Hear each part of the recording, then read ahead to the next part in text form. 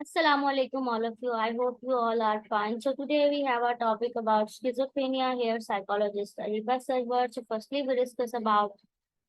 Overview of schizophrenia. Schizophrenia एक ऐसा serious mental health disorder है जिसमें आप किसी भी पेशेंट या किसी भी क्लाइंट के अंदर जो है वो इंटरप्रेट होता है रियलिटी एबनॉर्मलिटी के। स्किज़ोफ्रेनिया के पेशेंट्स जो होते हैं, क्लाइंट्स जो होते हैं, वो रिजल्ट करते हैं combination of hallucination, delusion and extremely disorder of thinking and behavioural problems में, जिनके वजह से उनके जो है मेंटली तौर पर जो उनके डेली रूटीन्स हैं या डेली फंक्शंस हैं, डेली वर्क्स हैं, हाँ वो चाहे घर के हों, चाहे वो उसके उनके ऑफिस के हो, स्कूल वर्क्स हों, इन सब चीजों में काफी डिस्टरबेंस क्रिएट हो जाती है। पीपल विद स्किज़ोफ्रेनिया जो है वो लाइफ लॉन्ग ट्रीटमेंट रिक्वायर होता है इनके लिए। और ट्रीटमेंट के जो है वो सिम्टम्स, ट्रीटमेंट में इनके सिम्टम्स को कंट्रोल किया जा सकता है और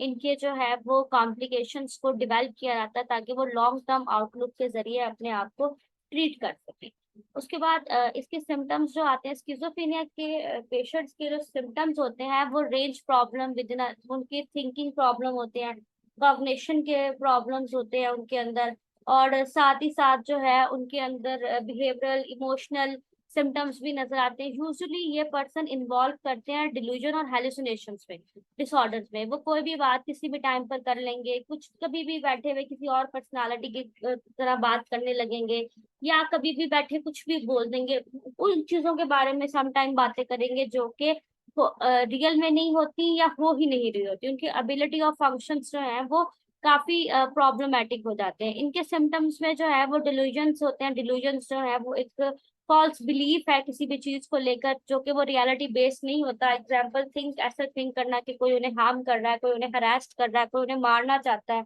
इस तरह के जेस्चर्स और कमेंट्स जो है वो पास करना या दिखाना, और फिर साथ में जो है वो एक्सेप्शनल एबिलिटी दिखाना कि वो कोई सी और तरह के पर्सन है, उनके पास कोई बहुत बड़ी पावर है और वो उसके जरिए कुछ भी कर सकते हैं। इस तरह की चीजों को शो करवाना जिनका कोई रियलिटी बेस्ड चीज ना हो। हेलोसिनेशंस वो होती हैं जिनके अंदर उन्हें डिफरेंट चीजें सुनाई देती हैं, जो एग्जिस्ट तो नहीं करती लेकिन उनके मुताबिक वो एग्जिस्ट करती हैं और उन्हें सुनाई देती हैं और वो सच होती हैं। ये कॉमन टाइप ऑफ हेलोसिनेशंस जो है वो स्किज़ोफ्रेनिया के पेशेंट्स के साथ या होती हैं। उसके बाद इसके सिम्टम्स जो है वो डिसऑर्गेनाइज्ड जो है वो थिंकिंग, यानी कि उनकी स्पीच में काफी ज्यादा प्रॉब्लम्स आ जाते हैं। वो डिसऑर्गेनाइज स्पीच का यूज करते हैं। इफेक्टिव कम्युनिकेशन करने की कोशिश करते हैं कि वो दूसरे को अपनी जो है वो चीजें एग्जिस्ट भी नहीं करती लेकिन उनके बारे में बात करके वो दूसरों को जो है वो दिखाना चाहते हैं कि नहीं भाई, हाँ जो मैंने कह दिया, लोगों को इम्पैक्ट डालना चाहते हैं। कंप्लीटली अनरिलेटेड और रियली स्पीच का यूज करते हैं, अपने अंदर मीनिंगलेस चीजों के बारे में बात करते हैं जो कि अंडरस्टूड भी नहीं होती। उसके बाद extreme disorganised and abnormal motor behaviour होता है इनका। इनके number of ways of child like silliness show करवाना, child like situation like symptoms नजर आना, इनके बिहेवियर में रेजिस्टेंस होना, इंस्ट्रक्शंस देने के बावजूद भी इनएप्रोप्रिएट में वे में वर्क करना, एक्सेसिव मूवमेंट दिखाना, यूजलेस एंड एक्सेसिव मूवमेंट, ये इस तरह के सिम्टम्स नजर आते हैं। कुछ नेगेटिव सिम्टम्स भी होते हैं इनके अंदर। नेगेटिव सिम्टम्स के अंदर जो है वो एबिलिटी ऑफ फंक्शन में एबनॉर्मेलिटी आ जाती है, नॉर्मेलिटी नहीं रहती, लेक ऑफ इमोशंस का हो जाना, फिर किसी भी पर्सन के अंदर बहुत ज्यादा इंटरेस्ट लेना, एक्टिविटी जो डेली एक्टिविटीज है उनका विड्रॉल हो जाना, उनके ऊपर काम ना करना, अपने डेली प्लेयर को भी एक्सपीरियंस ना करना, इस तरह के नेगेटिव सिम्टम्स भी शो होते हैं। सिम्टम्स जो है वो वेरी करते हैं सेवेरिटी और नॉर्मल पर्सन के अंदर, और पीरियड्स ऑफ टाइम में जो है वो सिम्टम्स डिफरेंट होते हैं, लेकिन कुछ सिम्टम्स जो है वो एवरी टाइम प्रेजेंट रहते हैं। स्किज़ोफ्रेनिया सिम्टम्स पेशेंट के अंदर जो है वो अर्ली टू मिड ट्वेंटीज तक जो है ये सिम्टम्स नजर आते हैं। टिपिकली ये late twenties uncommon children diagnosed disorder है जिसमें 45 ईयर्स की एज के ओल्डर तक ये रेयर पर्सन में होती है। ज्यादातर ये ओल्ड एज लोगों में होती है। उसके बाद सिम्टम्स ऑफ टीनेजर्स क्या हो सकते हैं? सिम्टम ऑफ टीनेजर्स हो सकते हैं कि टीनेजर्स के सिम्टम्स हो सकते हैं कि वो इंडिकेट करते हैं कंडीशन को जिसमें डिफिकल्टी ऑफ रिकग्नाइजेशन, दूसरों को पहचानने में डिफिकल्टी शो करवाना, या कॉमन टिपिकल डेवलपमेंट हो जाना, टिपिकल डेवलपमेंट शो करवाना। उसके बाद जो है वो withdrawal from friends, family and friends से दूर हो जाना, सोने में मुश्किल होना, इरिटेबिलिटी, मूड डिप्रेस्ड रहना, लेक ऑफ मोटिवेशन बिल्कुल ना होना, इस तरह के सिम्टम्स टीनेजर में नजर आते हैं। उसके बाद आल्सो जो है वो रिक्रिएशनल सब्सटेंस यूज करना, और मैरिजुआना और मैथामेथाइंस, मतलब different type of abuse substance का यूज करना। स्किज़ोफ्रेनिया के सिम्टम्स जो है वो अडल्ट में लेस लाइकली होते हैं, हैव डिल्यूजन और हेलुसिनेशन मोर लाइकली, हेलुसिनेशन उन्हें ज्यादा होती हैं, डिल्यूजन उन्हें कम फील होते हैं। उसके बाद जो है वो when to see a doctor, के डॉक्टर के पास कब जाना चाहिए? जब आप किसी पर्सन के अंदर स्किज़ोफ्रेनिया के सिम्टम्स को देख रहे हैं और आपको लग रहा है कि उसे इस तरह के सिम्टम्स होता है, तो उसे आपको पहले मेंटल हेल्थ अवेयरनेस देनी पड़ती है, क्योंकि इतनी जल्दी कोई भी पर्सन अपनी मेंटल हेल्थ ट्रीटमेंट के लिए डॉक्टर के पास नहीं जाता। फिर फैमिली एंड फ्रेंड्स की अटेंशन के जरिए और गेट हेल्प के लिए फिर वो डॉक्टर के पास जाने के लिए राजी हो जाती है। फिर helping someone who have schizophrenia, बहुत सारे लोग जो है वो अपनी फैमिली की हेल्प की मदद किए उसमें भी जो है वो अपने पेशेंट्स की हेल्प कर सकते हैं, उनके लिए हेल्पफुल साबित हो सकते हैं, उनको ट्रीटमेंट देने में मदद कर सकते हैं, उनके खाने पीने कपड़े रहने हर चीज का ख्याल रखकर उनकी हेल्प कर सकते हैं। सुसाइडल थॉट्स भी आती हैं, क्योंकि सम टाइम अगर कोई पर्सन कॉन्शियस हो जाए अपनी बीमारी को लेकर, उसे पता हो कि उसके अंदर ये प्रॉब्लम है और इस प्रॉब्लम की वजह से उसकी फैमिली और उसके घर वालों को काफी प्रॉब्लम फेस करनी पड़ रही है, तो वो पर्सन फिर सोचेगा, और वो पर्सन फिर सोचेगा समझेगा और फिर वो जान लेगा कि भाई मेरी वजह से मसले हो रहे हैं, तो वो सुसाइडल थॉट्स भी आएंगी। वो समझेगा कि मेरे घर वालों की सेफ्टी के लिए ही मुझे उनसे दूर हो जाना चाहिए या मुझे खुद को खत्म कर देना चाहिए। उसके बाद जो है वो कॉजेज क्या हो सकते हैं, इसके डिफरेंट रिसर्च की गई, जिसके मुताबिक पता चला कि नेचुरली तो ऑकरेंस भी हो सकती है ब्रेन केमिकल्स के अंदर, कोई न्यूरोट्रांसमीटर का डोपामाइन या ग्लूटामाइन की कंट्रीब्यूशन में कोई प्रॉब्लम आ गई, जिसकी वजह से स्किज़ोफ्रेनिया के न्यूरो इमेजिनिंग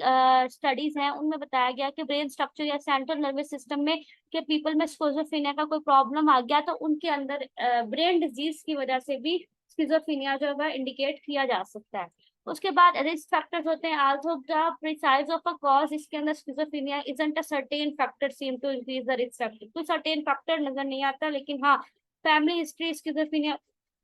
तो फिर स्किज़ोफ्रेनिया में देखी जा सकती है। उसके बाद प्रेगनेंसी या बर्थ कॉम्प्लिकेशन या मेल न्यूट्रिशन एक्सपोजर की वजह से भी इस तरह के प्रॉब्लम्स आ सकते हैं। उसके बाद जो है वो किसी भी पर्सन में माइंड अलर्टिंग प्रॉब्लम है, कोई हियर यंग अडल्ट पर्सन के अंदर साथ कुछ हुआ है, कोई ड्रग का अब्यूज है, तो उसमें भी ये रिस्क फैक्टर्स हो सकते हैं। कॉम्प्लिकेशंस क्या हो सकते हैं, इसके डिफरेंट कॉम्प्लिकेशंस हो सकते हैं, यानी कि अगर हम अनट्रीटेड छोड़ दें स्किज़ोफ्रेनिया के, तो वो सवेयर लेवल पर जा सकता है, इसमें सुसाइड अटेम्प्ट करना, सुसाइडल थॉट्स के बारे में सोचना, एंजाइटी में इस डिसऑर्डर का एंजाइटी के साथ मैच हो जाना, ऑब्सेसिव कंपल्सिव डिसऑर्डर मैच हो जाना, डिप्रेशन के साथ लोगों का इस चीज से निकलने के लिए किसी भी किस्म का ड्रग का यूज करना, अल्कोहल या कोई भी जो है वो निकोटीन का यूज करना। फिर उसके बाद इनएबिलिटी अपने वर्क को, अपने स्कूल वर्क को, अपने घर के वर्क को या अपने काम को सीरियसली ना लेना, तो इस तरह के कॉम्प्लिकेशंस जो हैं वो अनट्रीटेड स्किज़ोफ्रेनिया में आ सकते हैं। फिर फाइनेंशियल प्रॉब्लम्स आती है, होमलेसनेस हो जाना, सोशल आइसोलेशन, मेडिकल प्रॉब्लम्स होना, बीइंग विक्टिमाइज, अपने आप को विक्टिमाइज्ड समझना, और उसके साथ साथ जो है वो अग्रेशन आ जाना बिहेवियर में बहुत ज्यादा। फिर इसकी प्रिवेंशन क्या है, इसकी कोई नो श्योर कोई प्रिवेंशन तो नहीं है, लेकिन हाँ स्किज़ोफ्रेनिया में हम स्टिकिंग ऑफ ट्रीटमेंट के जरिए किसी भी पर्सन के अंदर के रिलैप्सेस ना हो, उनके अंदर वर्सिंग ट्रीटमेंट सिम्टम्स ना चले जाएं, तो उनको उनके सिम्टम्स को मैनेज करने के लिए, रिस्क फैक्टर्स को कम करने के लिए उनका ट्रीटमेंट किया जाता है। अब इनका ट्रीटमेंट कैसे किया जाता है, मेडिकेशन के जरिए भी ट्रीटमेंट किया जाता है और साइकोथेरेपी के जरिए ट्रीटमेंट भी किया जाता है। मेडिकेशन के जरिए ये ट्रीटमेंट किया जाता है कि उनको प्राइमरी मेडिकेशन का यूज करवाया जाता है, जिसमें एंटी साइकोटिक मेडिसिन का यूज किया जाता है, जिसके अंदर उनके जो including symptom relation hallucination thinking problems, इन सब चीजों को ट्रीट किया जाता है। उसके बाद जो है वो स्किज़ोफ्रेनिया के पेशेंट में जो है वो older common refreshed first generation antiseptic medicine, antipsychotic medicine का यूज किया जाता है, जिसमें ये कुछ तरह के ट्रैंकुलाइजर्स और मेडिसिन है जिनका यूज करके पेशेंट को ट्रीट किया जा सकता है। उसके बाद स्किज़ोफ्रेनिया में जो है वो पर्सन को और भी बहुत सारी चीजों के साथ ट्रीटमेंट करना पड़ता है, वो बहुत सारी चीजों को सोचते हैं, करते हैं, अपनी लाइफ में फील करते हैं, तो ये कुछ मेडिसिन के नाम हैं। उसके बाद इनके अंदर कॉर्डली स्पेसिफिकली केयर की बहुत जरूरत होती है, उन्हें बहुत ज्यादा केयर की जरूरत होती है। अगर केयर गिवर उनका साथ नहीं देते, फैमिली मेंबर्स फ्रेंड्स तो वो ज्यादा सवेयर लेवल पर चले जाते हैं अपने ट्रीटमेंट को लेकर। इसमें साइको सोशल थेरेपी का यूज किया जाता है, जिसके अंदर फैमिली एंड फ्रेंड्स के साथ भी साइको रिहैबिलिटेशन सबसे इम्पोर्टेंट चीज। अगर कोई पर्सन बहुत ज्यादा सीवियर लेवल ऑफ स्किज़ोफ्रेनिया पर चला गया है तो उसको फिर रिहैबिलिटेशन में डालकर उसके इंडिपेंडेंटली उसको ट्रीट किया जाता है। उसके बाद कॉग्निटिव रिमाइंडेशन के जरिए उस पर्सन को ट्रीट किया जाता है, उसके कॉग्निशंस के ऊपर वर्क करके उसके अंदर प्रोसेसिंग की जाती है, कोचिंग कंप्यूटर बेस्ड एक्सपीरियंसेस करवाए जाते हैं, इंडिविजुअल साइकोथेरेपी भी करवाई जाती है, अलग से उस पर्सन को समझाया जाता है, बताया जाता है उसकी लाइफ के बारे में, चीजों के बारे में।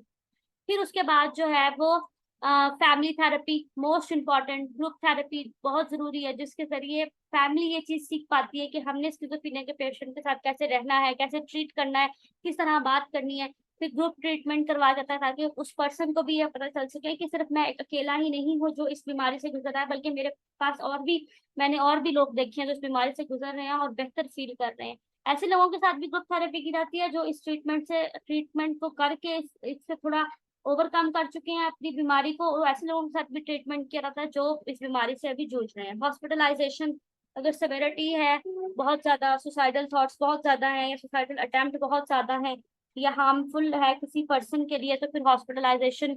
बहुत जरूरी होती है। उसके बाद इलेक्ट्रो कॉन्वल्सिव थेरेपी का यूज किया जाता है, ईसीटी यूज किया जाता है, जिसके अंदर किसी भी पर्सन के स्कैल्प के अंदर जो है वो इलेक्ट्रोड्स के जरिए ट्रीटमेंट करके 2 to 3 times usually seizures control करने के लिए उस पर्सन के अंदर उसके मूड को, थिंकिंग को इम्प्रूवमेंट लाने के लिए जो है वो ईसीटी का यूज किया जाता है, ताकि उनके जो है वो जो उन्हें सीजर्स बार बार आ रहे हैं स्किज़ोफ्रेनिया के, वो कम किए जा सके, डिप्रेशन, एंजाइटी, स्ट्रेस और मूड के प्रॉब्लम्स को हल किया जा सके। उसके बाद रिसर्चर जो है उन्होंने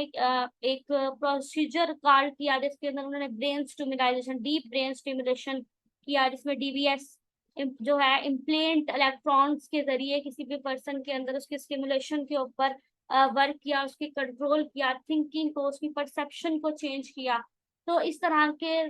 जो है इस तरह के समटाइम्स कुछ लोगों को पार्किंसन डिसीज या एसेंशियल टीमर हो जाता है, तो उन चीजों को ट्रीट करने के लिए साथ साथ भी स्किज़ोफ्रेनिया को ट्रीट किया।